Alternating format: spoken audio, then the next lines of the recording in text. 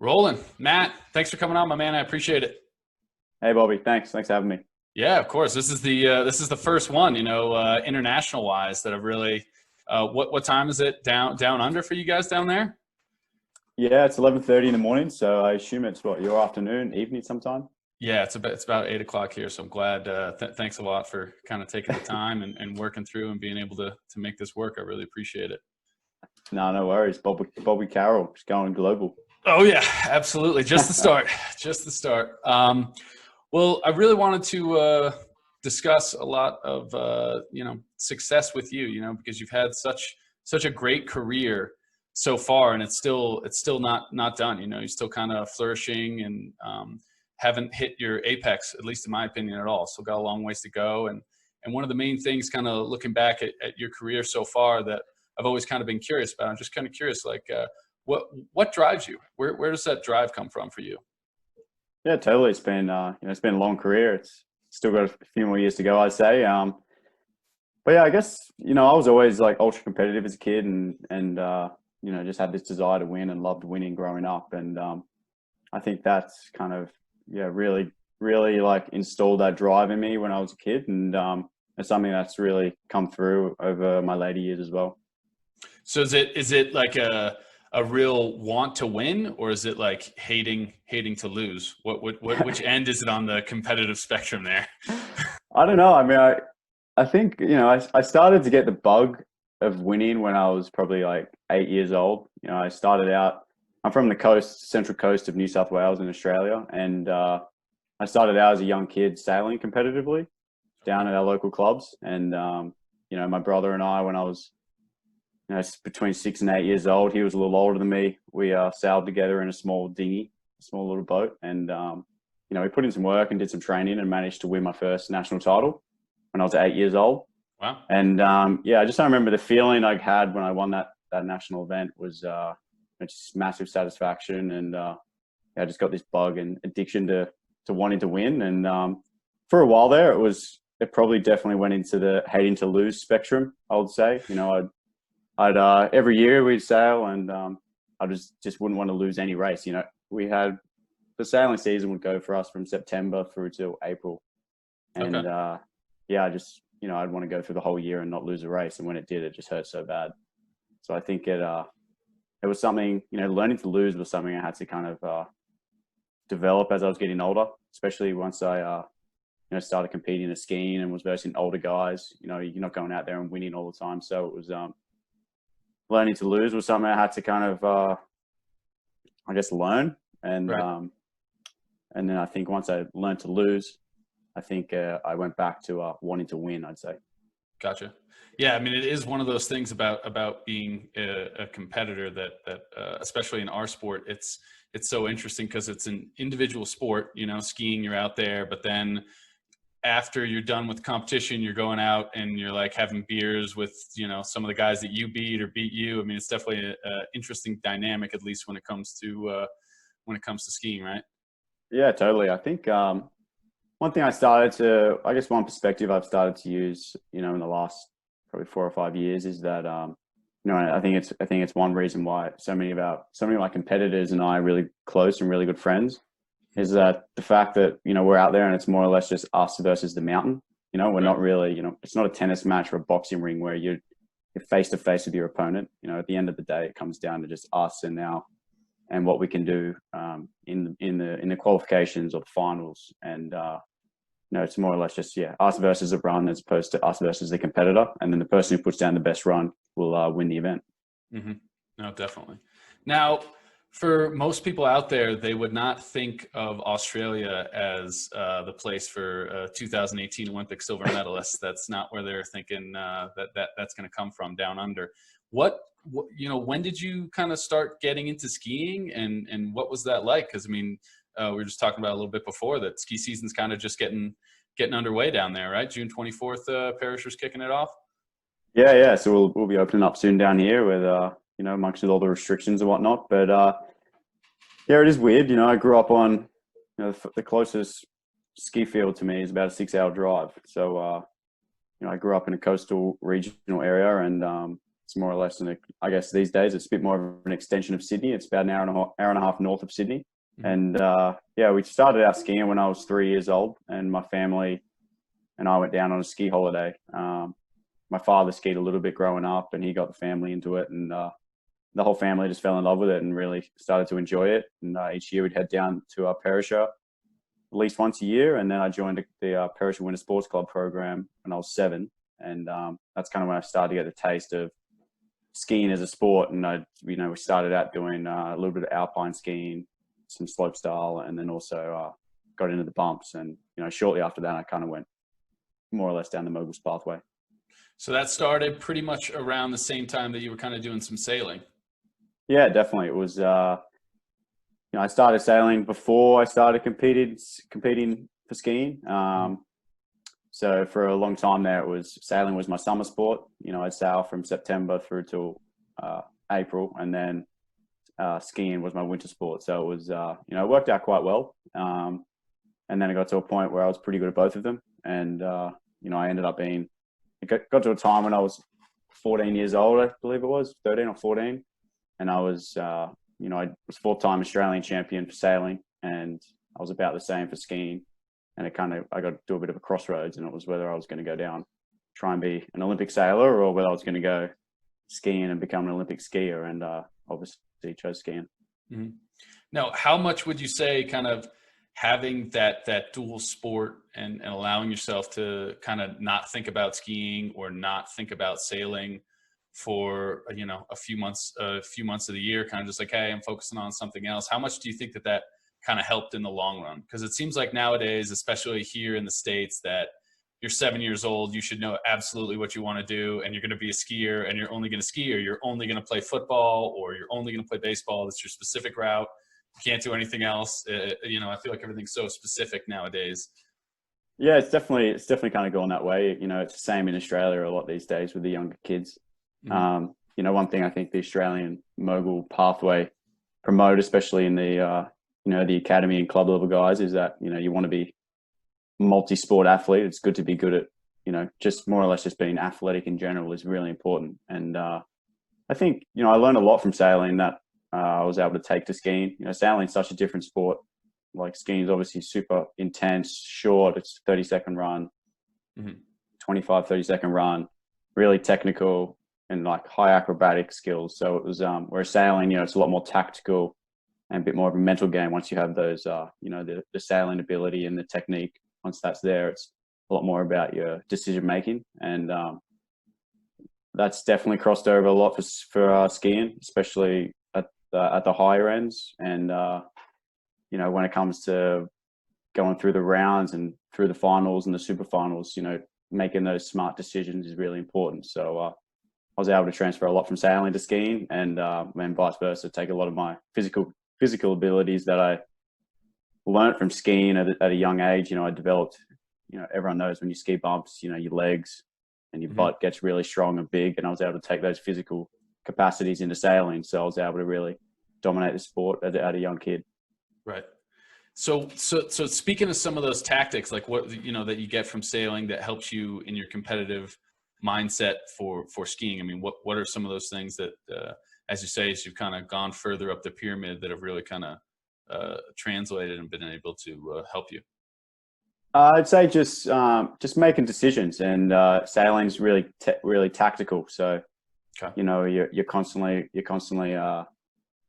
you're versing a fleet of other sailors, and you got to make decisions and pick the right route around the course. And when it comes to mogul skiing, those decisions are important as you go through the rounds. I guess like for example at the Olympics, in the round of 12 final, there was a lot of guys crashing out, and it seemed like the hype was getting to people. The course was really tough and technical, and I was able to kind of really hone in and make the right decision in that round of 12 final, and just put down a run, make it through to the medal round, and then from there I was able to move forward. Right. So kind of speaking to that a little bit, what are some of those kind of unique qualities you think that you've had that have helped you be so successful in your career so far? I'd say, I guess, if I was to put it down to 3 qualities I really think helped me a lot growing up was I think my confidence as a kid was really high. Mhm. I was always really confident in my ability, and like growing up, I knew that, I was, I guess, skiing around in Australia. It was, I was kind of skiing around with the people, skiing with the club guys and everything, and I was just really confident, and that I guess that enabled me to progress a lot. And then another important thing was my perspective of the sport.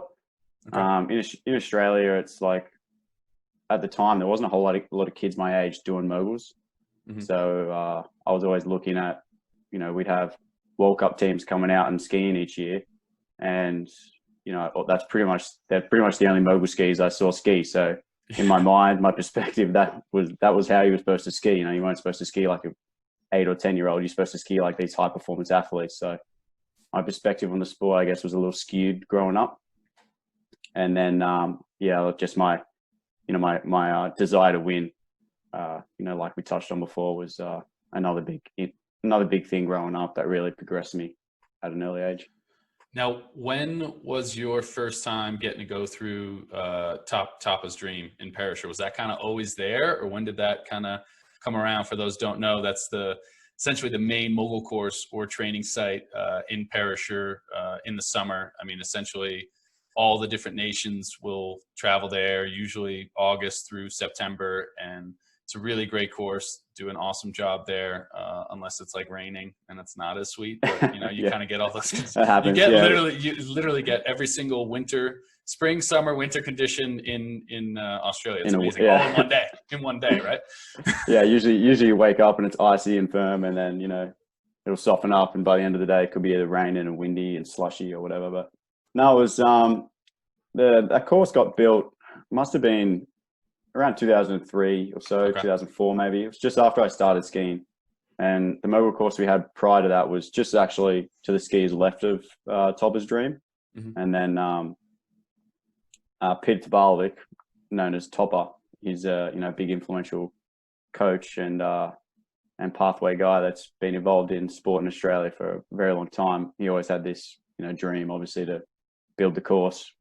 And it was named after him. He put a lot of work in to get that thing built, and it's a brutal course. It's the longest course in the world. I think it's 270 meters, and it's about top sections really long, which is not really characteristic to a modern day mogul skiing course. Most courses these days have 6 to 8 turns into the top jump, whereas on toppers we have about somewhere between 17 and 20. So it's definitely different, and provides a lot of challenges each year. And I think a lot of athletes like to come out that time of year. It's hard to find a full course that time of the year in August. Mm-hmm. And like you said, you get all conditions, so it's pretty good training. Yeah, no, it's awesome. I remember, one of the things, because my first time going down there was 2009 that I ended up going down. Course was, it was my first time going to Australia, and now looking back, who'd you come out with? Were you a Park City team or something? I was skiing with Deer Valley at the time, but I came with Park City, so it's Park City's club. It was Ryan Riley, Kyle, Jordan, Bartley, Panther, Marchetti. That's essentially that whole crew we came down with. But it was the one thing that I look back on, and I think now, the amount of travel that you guys have to go through to essentially get any, because I think it was 16 hours it was 14 or 15 hours on the way down. And you guys don't get enough credit for all the travel. Everywhere you guys got to go, you're in a different time zone. Exactly. Everywhere we go is far, and our ski season here in Perisher is relatively short. So it means a lot of travel. It's very different to a lot of, Northern Hemisphere teams. Mm-hmm. I guess I've spoken to a bunch of people about it, and how the Australian team are very different to most other national teams, even just from our backgrounds and where we're from. A lot of the international teams are, they're mountain men and mountain women. People grew up in the mountains and have their local resort and whatnot. Whereas in Australia, a lot of the people involved in skiing come from the cities, whether it's Sydney and Melbourne. And so it's kind of, definitely a different lifestyle we've grown up with. We're used to the sun and the warmth, and occasionally we ski growing up, and all of a sudden now it becomes our passion and what we love doing. Very, very different, but it does come with a lot of time away from home. I think the last few years I've been away from home for about 250 days of the year. So a lot of travel. That's crazy. Yeah, no, it's definitely a lot of time. What would be some jet lag kind of tricks for you when you're traveling through, you're going to different time zones? I mean, what helps you kind of keep up with the new time zone? It's a tough one. It's pretty tough, but I guess you can, you're obviously got to try and adjust early. I'd say, if you can try and manipulate your body into the new time zone a few days before you leave, that always helps. But sometimes you can't do that because, a lot of the time we're competing and then the next day we're flying out to the next venue. So it's got to be able to adapt quite quickly. And it's something that I'd say probably getting into a routine when you get to your final destination is really important. That's what I've always done. Like, some people like to travel and then have a day to set up before they start to get into their training camp or whatever. Whereas for me, I'm kind of better off just like get there, go straight into routine, and then, you'll be tired at the end of the day. So you'll sleep. Right. No, definitely. Have you read, there's actually a really good book on it, Why We Sleep by Matthew Walker. No, I haven't. If you get a chance, it's a really, really good book. Help you out with some jet lag, help you out, get some kind of good routines going for you in the future, especially with how much, 250 days a year on the road would be a good one for you, I think. Yeah, totally. Why We Sleep. Was it Why We Sleep? Why We Sleep, Matthew Walker. Why We Sleep. Yep. Yeah, I'll look out for that one. Yep. So one of those, when you're going through traveling and being at home, competing and stuff like that, I mean, what are some of those everyday things, priorities that you kind of try to maximize to get done with every single day, right? There's only so much time in a day. You've got training, you've got all these different things to kind of take care of. What helps you kind of prioritize some of your daily routines? Yeah, I guess when it comes to sporting life, it's, for me, it's not too bad. We have a really good team, and our coaches and our organizers are really, really good at more or less just giving us the program, and you just stick to it. When you got to rock up to training, your daily schedule, and I think our coaches and the people who run our program do a really good job of basically setting up the whole calendar year a year in advance. Pretty much by the time we finish up our Northern Hemisphere winter, we know exactly when we're going to be at what camp and what the plan is throughout the whole year. So they kind of more or less take charge in those areas, which is really good. For me, it's, I wouldn't say I'm the most organized person. Like, we have, I'm doing a double degree in civil engineering and business at university. Mm-hmm. And I think I trust my memory and my mind a bit too much sometimes. I tend to just take a mental note of what's due when and when I need to do stuff, which is kind of my prioritization ranking system. Whereas I think I could probably, take a few notes from a few more experienced people and put pen to paper. I think something I need to adopt at some stage. But yeah, I'm a bit I guess low key and lazy when it comes to that department. But for sport, yeah, it's more or less everything's kind of ironed out for us. We have a program, gym program. We have our training schedule. So it's more or less just rocking up each day. So when you're younger and you're kind of growing into your role as you make the Australian team and things of that nature, how hard is it to kind of trust some of those coaches? Because I know with a lot of, at least the athletes here and things of that nature, there can definitely be a difficulty kind of growing in and being able to trust some of those coaches. Yeah. I think what we've done in Australia since I've started the sport, basically, mm-hmm. in the early 2000s, is just develop a really defined pathway from like when you get into the sport at the club level through to the institute teams, all the way up into the national team.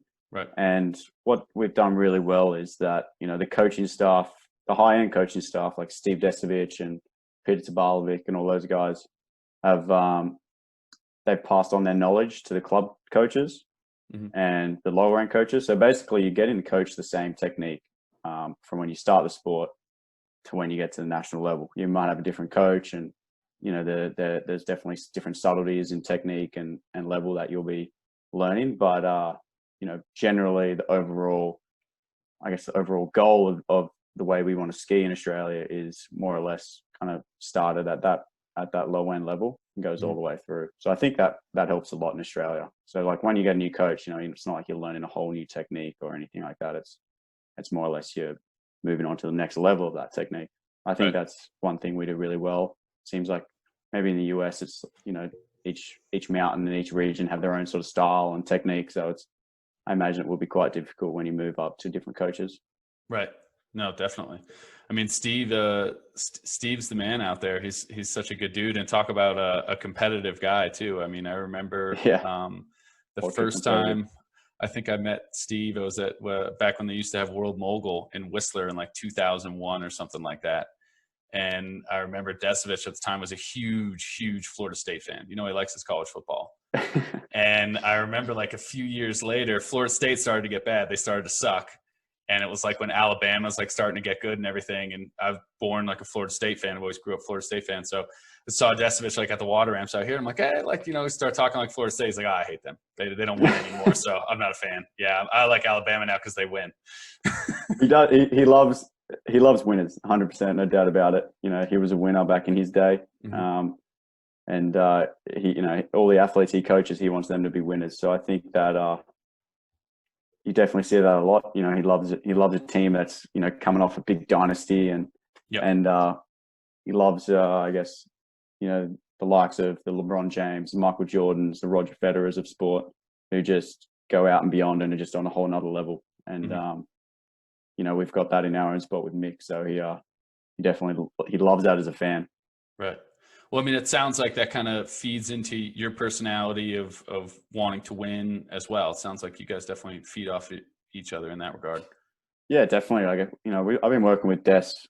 I started working with him loosely during our domestic seasons when I was, I think, 13. Mm-hmm. And at the time, Dale Berg-Smith was still skiing, and Dale will come out during the summer. And I think I was 13, and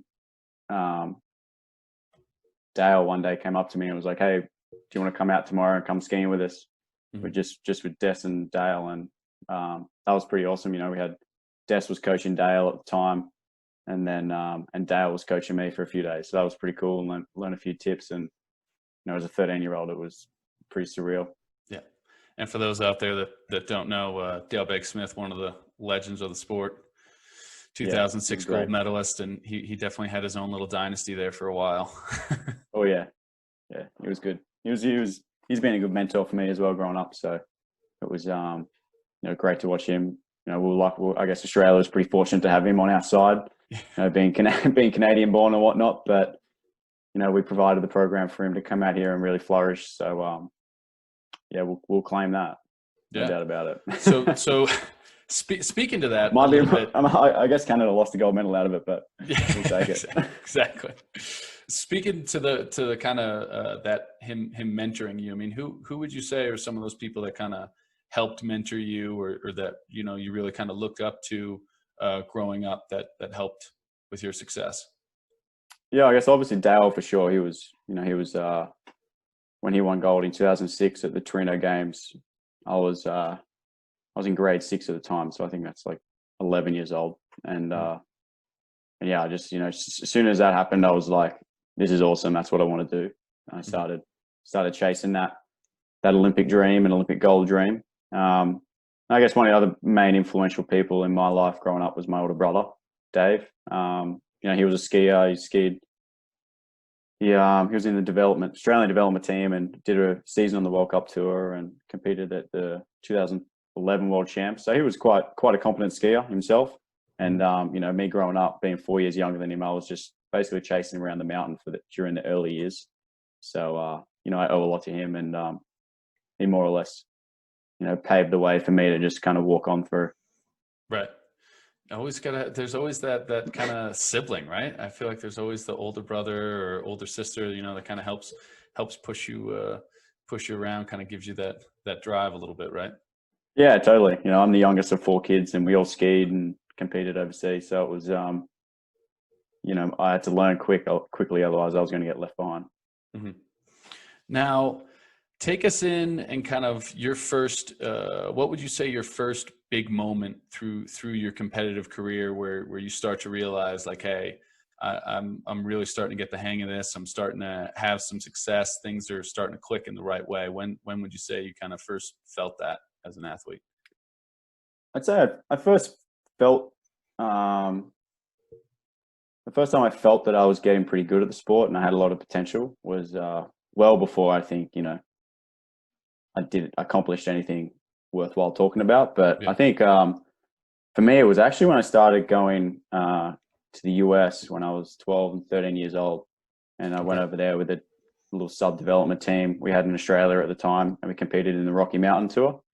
And up until that point in time, I didn't really have any reference on where I was relative to the rest of the world. All I saw, the only skiers who I'd seen at that point who were international were the World Cup skiers that would come out to Perisher. And so I had no reference on where I was relative to people my age around the world. And anyway, those couple of years I went over to the US, competed in the Rocky Mountain Tour. And after those couple of years, I kind of realized that I'm actually pretty good at this. And, at the time there wasn't really any kids around me, around my age that were kind of close to my level. So I started to realize that this could be it. This could be, Yeah. Definitely got a good jump on the rest of what seems like the rest of the world. So that was definitely a big turning point for me when I started competing overseas. And then I guess the first big milestone for me was probably my first World Cup in Deer Valley in 2010. It was just before the Vancouver Olympics. Okay. Yeah. And I was 15 years old, and on the second day of competition, I was finished 27th, which at the time was, it was a tough field to be involved in. Just before the Olympics, everyone was pushing hard and skiing really well. Yeah. And to come away with the 27th, and I think I was only like a point off the finals or something, was that was a big turning point. And then from there on, I always knew that I could kind of do really well in the sport. Right.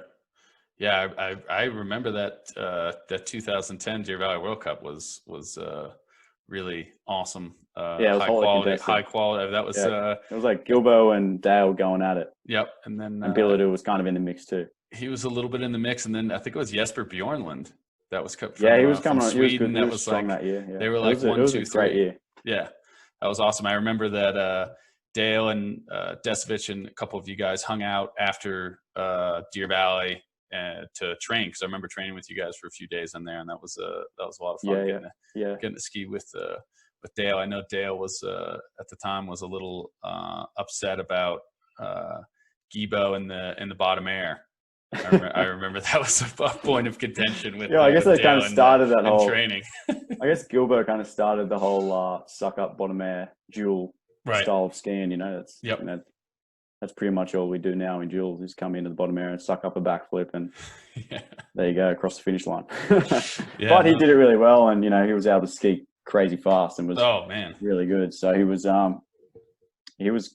good for those couple of years there. 2010, 2011 was Gilbo. Yeah, for those out there, I'm pretty sure you can find it on YouTube if you look up like 2010 Deer Valley. I'm pretty sure. Yeah, one of the greatest Deer Valley runs for sure. Yeah, it's definitely up and on there. And so kind of you get that growth, you get some of those first few World Cups under your belt, and then 2014 you get the opportunity for your first Olympics. What was that like for you? It was great. I was 19 years old, went in, came 7th, was really happy. It was one of those things one of those things that set me apart from when I was a kid to other athletes was when I was, going on about being confident when I was a kid. It was, I never really, I would never say I had a dream to go to the Olympics. It wasn't my dream to go and to the Olympics and get a gold medal or get a silver medal or whatever. It was something that I just knew I was going to do. When I was young, I knew I was going to go to the 2014 Olympics, and this was probably when I was 10 years old. I'd already more or less in my head planned out what I wanted to do. I wanted to go to the 2014 Olympics and be competitive, and because I knew I was going to be young at 19. So I did that there and came 7th, and then from there my goal was always ultimately was to win a gold medal at Pyeongchang, but I guess I got a silver, so not too bad. No, definitely not. Definitely not too bad. I mean, how much would you say that first Olympic experience kind of helped you?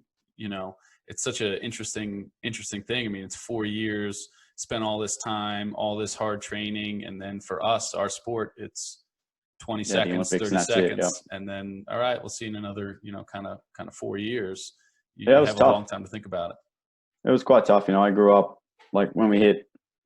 I remember finishing the event in Russia, and we, the finals didn't finish until like 11 p.m. at night, and went back to the hotel, and we're just hanging out with Brody, who's my teammate, and he was my roommate at the Olympics. And I remember just talking to him, and we were just like exhausted, like mentally, physically. We just put in a massive campaign and pushed really hard for those Olympics. Mm-hmm. And I remember just talking to him, and we're talking about like the next games. And at that point in time, I couldn't even think about it. 4 years just seemed too far away. Mm-hmm.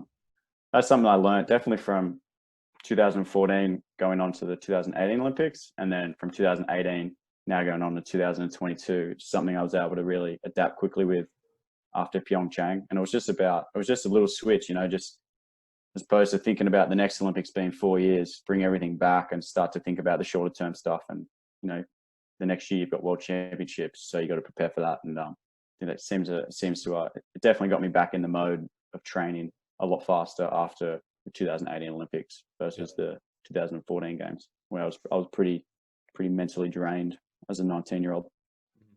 What's the most difficult part of that process, going through the anxiety, the pressure? What kind of helped you through in those first games, being like, at the end of the day, the sun's going to come up tomorrow. Everything's going to be all right. It's not the end of the world. The pressure's on at the Olympics. You want to do your best. You want to perform your best there. So it was, it's tough. I remember I was super nervous for the qualification round. It's something I've always had in, I guess, sport or in mogul skiing anyway. It was the qualification round to me always seems like the hardest. Once I'm through the qualification rounds, I'm able to relax and enjoy it a lot more. And I remember, for the qualification round in Sochi, Jesus, I was nervous, like full on butterflies, like I never experienced before. But yeah, definitely a big learning curve for me. Since then, I definitely haven't felt that sort of like anxiety and nervousness before an event. Korea, I was definitely a lot more relaxed and felt a lot more like present in the moment. Right. Did you do any, or do you do any kind of mental training or anything like that? Do you guys have a sports psych you kind of go through and see and kind of help you set up some goals and things? Yeah, we've had the program provides sports psychologists for us, and leading up to both Olympics, we worked with two specific sports psychs that I think helped a lot. And to be honest, I think it's just growing up, maturing, and experience plays a big part of it. Right. You can do all the mental prep in the world, but no one's going to prepare you for your first Olympics. It's pretty damn daunting and hard. And and it's something you can use and learn from going into your second and your third games, where everything just comes a lot more natural and you're a lot more confident and relaxed at those events. But your first major event in anything is going to be very nerve-wracking. Right. So, as you're kind of gearing up and going through this whole career that you've had, speak a little bit to kind of the perseverance, right? Because it's not always the highlights of winning your first World Cup at Deer Valley, or, getting your second Olympics in, getting a silver medal and things of that nature. There's certainly some of those low times. People don't really like to talk about failures, but a lot of the times it is those failures and not doing the way you want to that kind of propel you to reach those new heights. Yeah, I guess it almost comes back to hating that concept of hating to lose. Right. It's funny when you watch athletes, a lot of, reasonably good athletes, myself included, after you have a failure or a bad event, often the next event you come out and drop a hammer. It's often the case. There's only a few exceptions in the world where they can repeat it week in, week out. Mick, for example, he's just desire to win is on another level, I think. And, his ability to be able to just turn up every week and bring his A game is super impressive. And I think that's something that differentiates him among basically the rest of the field. But yeah, definitely perseverance and desire to win, I think, are probably some of the two most important things that a lot of successful athletes and successful people have around the world. Mm-hmm. I mean, how much looking out and seeing Mick, I mean, how much of a drive is that for you? Because you want to knock him off the mountaintop, obviously. Yeah, he's he's the man to beat. He always has been whilst I've been around. Hmm. Um, yeah, it comes back to, I guess, he's pushed not only me but the whole field to a whole nother level. If he wasn't involved in the sport, we'd probably be a lot worse off right now. We're skiing Yep. and our jumping would probably be a notch or two behind what it is today. And yeah, basically, he's set the standard, and the rest of us are just trying to chase him down. So and make up the difference. So he's pushed us a lot. He's pushed me a lot, and I've only knocked him off the top step a few times, but it's pretty interesting. Every time I've won an event where he's been involved in, he's come second, and then every time I've come second in like a World Cup or whatever, he's always been the winner. So it's kind of interesting how that he's always there. Yeah. He's always there. I mean, well, let's speak a little bit to that first win at Deer Valley, because I remember watching that performance under the lights. There really is nothing like that crowd at Deer Valley, at least that Yeah, it was I've awesome. seen before. And I mean, you just absolutely destroyed that thing. It was a thing of beauty. Yeah, it was. It was a fun night. Obviously, I was pretty happy with the result. And was that 2016? I think Mhm. 2016. Yeah, Yep. it was.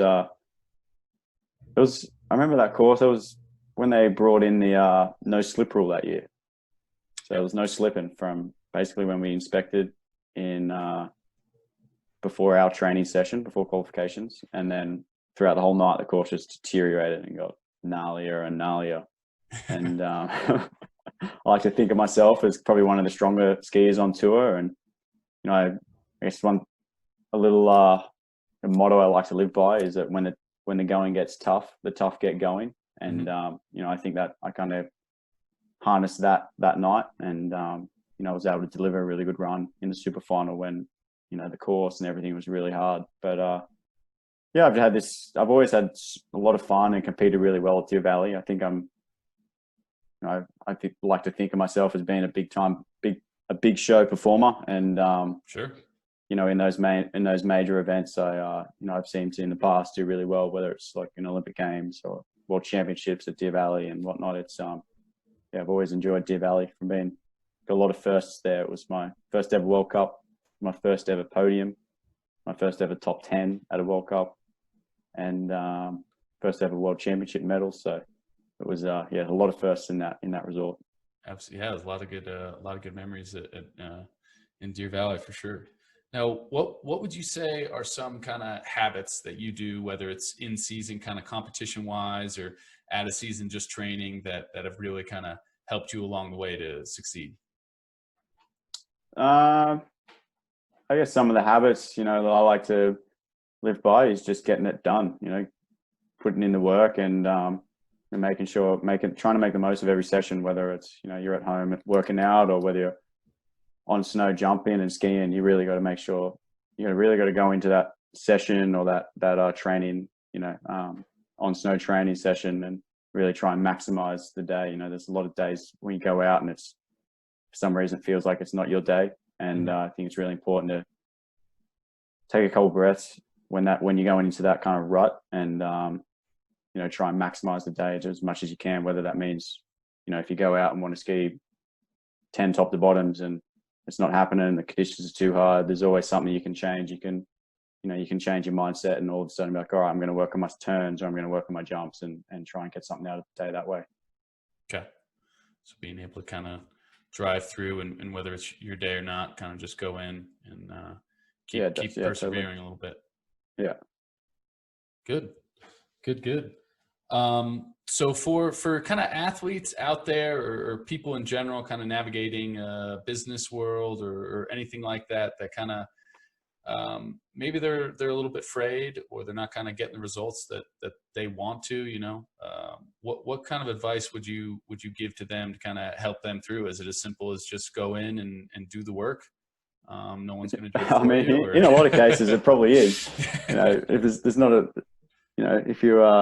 if you want to cut through all the bull crap and everything, that's probably the best. It's probably going to give you the best chance at succeeding in what you want to succeed in. But there's probably a lot more to it than that. I think one thing I really like, and have tried to harness in skiing, and a lot of the other things I like to do is is you want to be doing something that you enjoy and that you have fun doing. You know, it's definitely makes going to work or going to a training session a lot easier when you enjoy it. So yeah, I think having fun is really important. Something that gets overlooked a lot, and you know, you can always talk about the amount of and someone can have the most desire in the world, but if they're not enjoying what they're doing, they're probably not.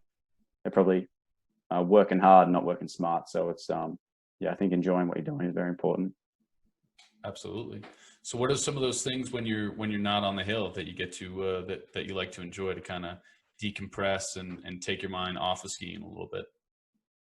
Just doing stuff around, like, you know, I'm from like a warm, sunny area of New South Wales in Australia. So we do a lot of, grew up kind of not too far from the waterfront. So obviously grew up sailing, and I kind of don't sail too much competitively anymore. It's just more or less whenever I get a call up on a boat if someone needs me. But I still like to get out and do a bit of kiteboarding and windsurfing when I'm around home. And then it's usually water related, you know, whether it's going for a surf or we have a boat, so we go out water skiing and wakeboard behind a boat. Something we grew up doing and family loves to do. So it's yeah, basically anything activity sport related is what I like to do when I'm at home.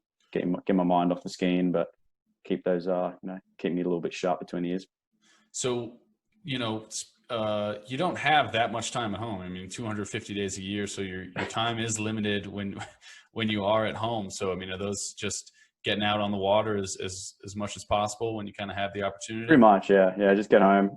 You know, it's I guess being at university, I've got a little bit of flexibility in my schedule. So when I do get home, there's that time that I can kind of work around my uni schedule to go out, and whether it's get up early and go for a morning surf or something, I can kind of do that. But it's something I miss a lot. You know, definitely miss spending time at home, and whether that's going club racing and sailing and all that stuff. It's, you know, that stuff I'm really looking forward to getting back into when I retire from mogul skiing. Yeah. How many more Olympic runs is it going to be? We got another I don't 8 know. more years, or how's the body feeling? Body's pretty good, you know, 20, 25 now, and everything's holding up pretty good. But yeah, obviously Beijing's the focus at the moment, 2022 Olympics. And then after that, I'll probably reevaluate, see where I'm at.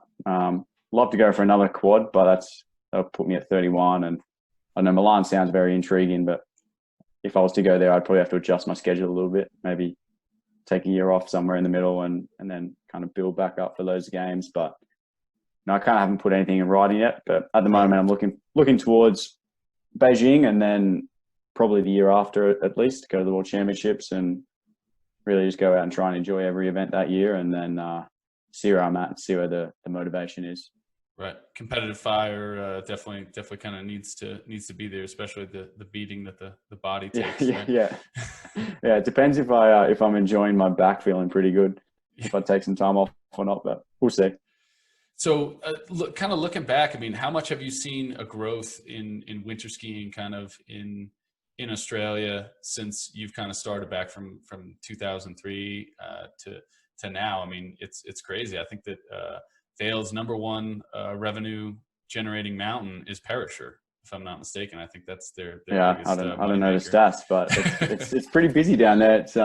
It's recreational skiing in Australia is huge. You know, I think I read somewhere that like skiing and snowboarding has the highest recreational, I guess, quota in the world or something like that. You know, just people going out and skiing. It's something the families can do together, which I think gets a lot of people involved. But I mean, in Australia, there's definitely a lot of kids these days, a lot more kids competing. We have these little competitions called, like, in little school competition called the interschools. Basically, you know, each school around Australia can send their kids to these ski events in Australia. And it's more or less low end sort of, you know, the mogul event there. You're skiing like a pretty flat run that's probably about 150 meters long, and it just has a moguls and then a jump at the end. And it's a really good way to get people into the sport. And it has, you know, it's basically just fed so many school kids into our club programs in Perisher and down in Victoria as well. So it's that's had a big influence on the amount of people in the sport. We definitely there's a lot more depth in that, I guess, 10 to 14-year-old age kids now than a lot more than what there was when I was growing up. And yeah, whether that's to do with, our success we've had in the past 10 years, or whether it's, these little school competitions and everything, it's, there's a lot of different factors, I guess. Yeah. I mean, how does it, you've kind of replaced the role of Dale now, right? I mean, you have a bunch of little 13, 14-year-olds that are now looking up to you. You're the guy. So do you get a little bit of an opportunity to get to ski with kind of some of those younger kids?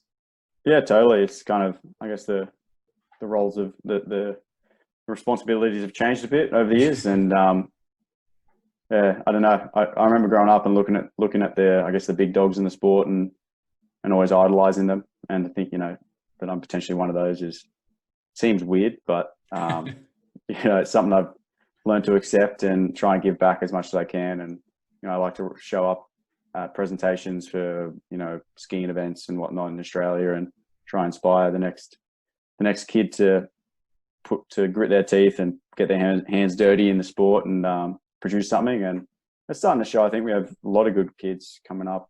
There's, male and female in that 10 to 14-year-old range that show a lot of potential. And, if the coaches and the programs can harness that and build those athletes up, then I'm sure we'll have, another future little protege coming out soon. But I think we've got another few successful years, with me and Jakara, Anthony and Britt Cox and all that. There's a lot of, there's some talent in the Australian team at the moment, and we're all working really hard, and obviously got a big push in the next 18 months leading up to Beijing. Yeah, no, it's definitely, you guys have built quite the machine down there. So it's got to be pretty fulfilling to see that the growth, especially amongst those 10 to kind of 14-year-old range. That's really awesome for sure. Yeah, it's cool. Yeah, it's exciting to be a part of, and it's exciting to watch from my perspective. But yeah, it's one of those things. I always grew up being the young kid coming up, and now I'm probably the old dog. So it's it feels weird, but I mean, I don't feel old, so that's kind of good, I guess. Yeah, you're young. You don't have anything to worry about, so you got plenty of time ahead of you there for sure. Well, kind of looking forward. One of those things I've been trying to do a lot of lately with the COVID, Corona, and that going on, and being stuck a little bit more at home. I've tried to get a little bit more reading in. So have you got any books at all that along your kind of career that have really inspired or helped you, or that you just kind of enjoyed that you think would be helpful for some kids out there?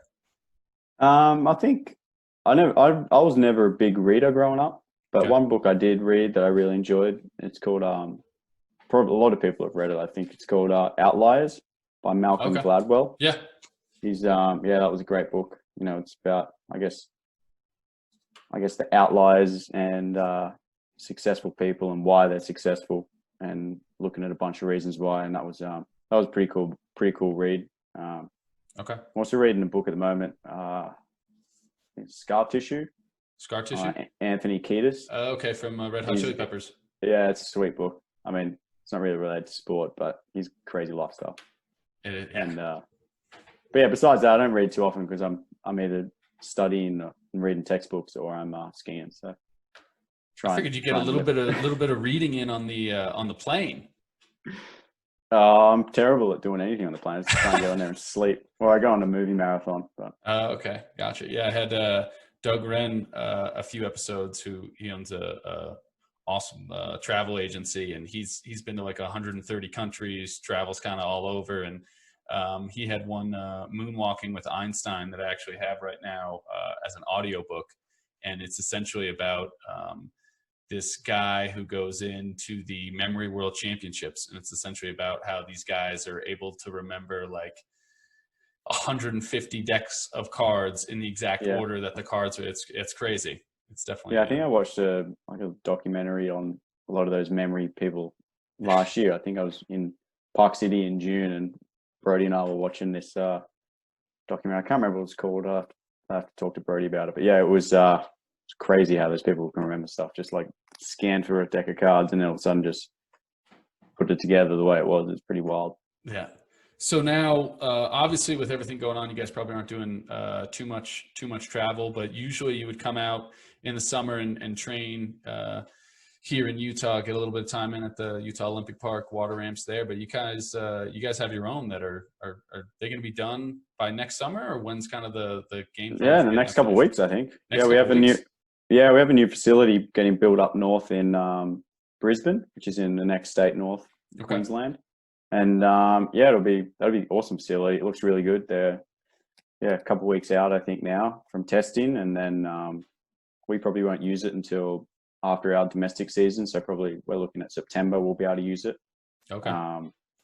But yeah, those trips out to Park City in the summer might be in the past now, as we've got a world class facility here. So it's exciting for us to be able to spend those extra days at home. But I did enjoy Park City, and those camps in the summer were pretty awesome. You know, getting mountain biking and stuff like that was pretty fun. Yeah, no, definitely good times. I guess we'll just have to make more trips down under to see you guys. I don't know if we are this year, but hopefully sometime. Yeah, the soon. US haven't been out for a couple of years, and you know, we miss you all. It's pretty fun. It's always a fun season. It's a hard course, but there's a lot of tough things about Jindabyne and living in Australia down there. It can be pretty brutal for some of the teams, I think. But yeah, I love it. It's kind of what I grew up doing, and definitely enjoy it down here. Yeah. Well, hopefully we'll get to see it Deer Valley or sometime later this winter, kind of depending on what happens with FIS and the World Cup schedule and everything else. But thanks for taking the time, my man, and coming on and doing this. I really appreciate it. No, thanks, Bobby. It's good to see you. All right. Well, I'm sure I'll see you soon, and hopefully we'll be able to do this again. Yeah, totally, definitely. All right. Thanks, everybody. We'll talk to you later.